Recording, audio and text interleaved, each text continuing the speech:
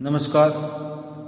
વિષય હિન્દી કક્ષા 7 દ્વિતીય સત્રની અંદર પાઠ 1 બેટી કવિતાનો આપણે ભાવાર્થ જોયો હતો. આજે આપણે એના અભ્યાસ સ્વાધ્યાયની ચર્ચા કરીશું. अभ्यास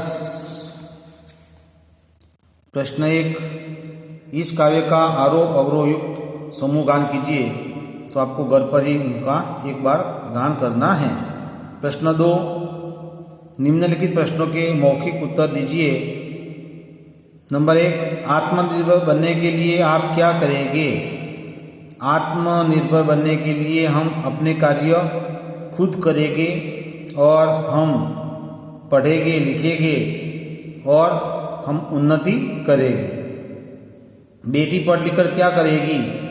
बेटी पढ़ लिख कर दुनिया को देखेगी और दुनिया को समझेगी. बेटी की तरह आप किसी का सहारा बनने के लिए क्या क्या करेंगे? तो बेटी की तरह हम अपने माता पिता का सहारा बनेंगे, हमारे देश के कार्य के लिए हम अपना तन मन धन सब समर्पित करेंगे, हम अच्छी पढ़ाई करेंगे और इस तरह हम देश सेवा करेंगे. बड़े होकर आप क्या बनना चाहते हैं? तो यह आपको अपने विचार यहाँ पर लिखने हैं. बड़े होकर मैं शिक्षक बनना चाहता हूँ. और क्यों? क्योंकि मुझे बच्चों को पढ़ाना अच्छा लगता है, मुझे सबको ज्ञान बांटना अच्छा लगता है. तो इसी तरह आप भी जो बनना चाहते हो वह लिखना और क्यों वो भी लिखना. आप जीवन में क्या करना चाहते हैं? तो यह भी प्रश्न आपका निजी है. तो आप जीवन में देश सेवा करना चाहते हो या कोई अन्य कार्य करना चाहते हो तो आप लिख सकते हो. प्रश्न 3 है, बॉक्स में दिए गए शब्दों के अर्थ शब्दकोश में से ढूंढकर उन्हें शब्दकोश में के क्रम में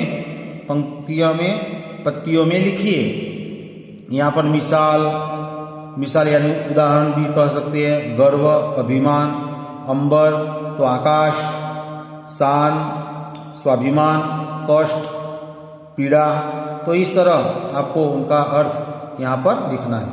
प्रश्न 4 है, निम्नलिखित शब्दों का उदाहरण के अनुसार उचित क्रम में रखकर अर्थपूर्ण वाक्य बनाइए. यहाँ पर उदाहरण दिया गया है, यहाँ पर शब्द है और वाक्य भी बना हुआ है. चाहिए का प्रसार घर घर होना में शिक्षा. तो घर घर में शिक्षा का प्रसार होना चाहिए. इसी तरह सरल वाक्य बनता है. तो आपको भी शब्दों के माध्यम से इस तरह के वाक्य बनाने हैं. यहाँ पर है, पेड़ भारत का की है मूलतः नीम धरती. तो इस शब्दों से वाक्य बनता है, भारत की धरती का मूलतः पेड़ नीम है. भारत की धरती का मूलतः पेड़ नीम है. इसी तरह अन्य भी जो वाक्य हैं वो आपको बनाने हैं. तो वह आपको सोच समझकर बनाना है. तो यहाँ पर भी है. प्रश्न स्वाध्याय. प्रश्न 1, निम्नलिखित प्रश्नों के उत्तर लिखिए. बेटी सहारा बनने के लिए क्या क्या करेगी? बेटी सहारा बनने के लिए वह अपने पांव पर खुद चलकर वह दुनिया को समझेगी, वह पढ़ाई करेगी, लिखेगी और इसी तरह वह आत्मनिर्भर बनकर वह अपने माता पिता का सहारा बनेगी. बेटी दुनिया को कैसे समझना चाहती है? बेटी खुद दुनिया में फिरना चाहती है और दुनिया को समझना चाहती है. बेटी तितली बनकर क्या क्या करना चाहती है? बेटी तितली बनकर वह फूलों में से सुगंध लेना चाहती है, वह फूलों को चुनना चाहती है और आकाश में उड़ना चाहती है. बेटी की क्या क्या तमन्नाएं हैं? तो वह पूरा जो सार है वो लिखना है. बेटी क्या क्या करना चाहती है? बेटी तारा बनना चाहती है, बेटी पढ़ना चाहती है, लिखना चाहती है, बेटी नाचना चाहती है, वह सब आपको लिखना है। प्रश्न 2, निम्नलिखित काव्य पंक्तियों का भावार्थ लिखिए। तो हमने जो भावार्थ आपको समझाया है उनके आधार पर यह दोनों पंक्तियों का भावार्थ आपको लिखना है। प्रश्न 3 है, उदाहरण के अनुसार विलोम शब्द का प्रयोग कीजिए। विलोम यातले विरोधी शब्द। सफल, असफल। वाक्य प्रयोग है, तेनसिंग एवरेस्ट पर पहुंचने में सफल हुए।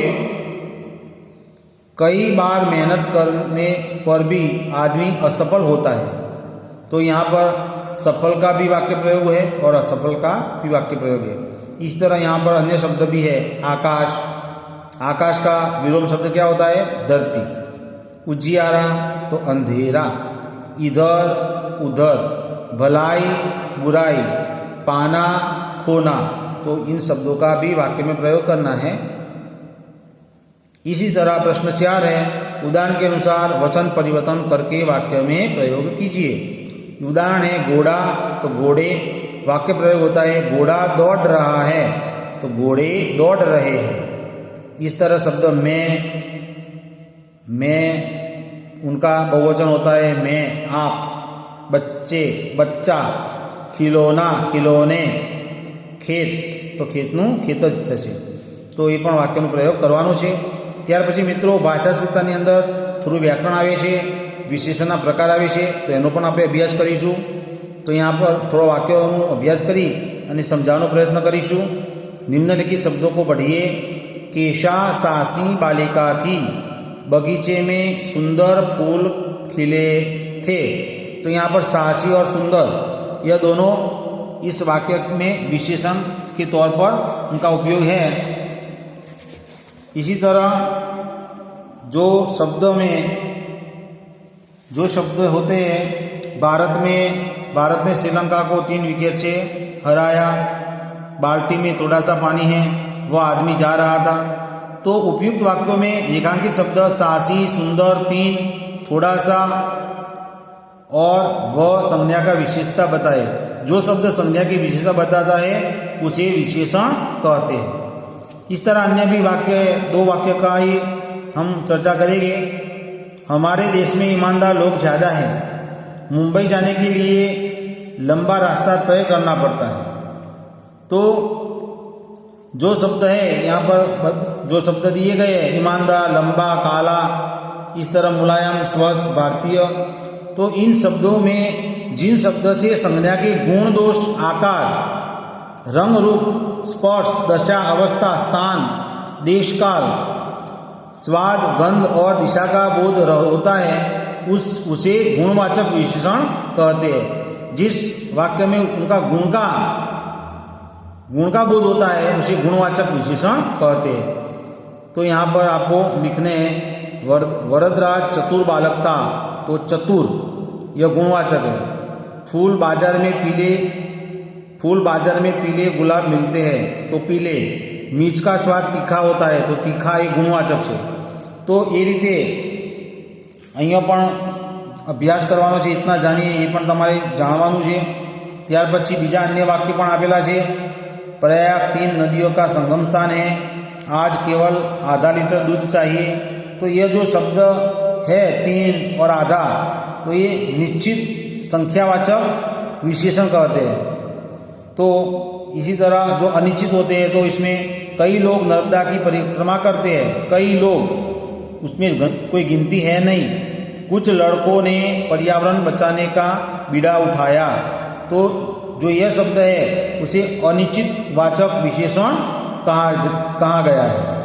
तो यह आपको घर पर ही किताब में से इस व्याकरण का अभ्यास करना है। इसी तरह इसमें दिए गया है, तो यह लिखना नहीं है, आपको सिर्फ पढ़ाई करना है।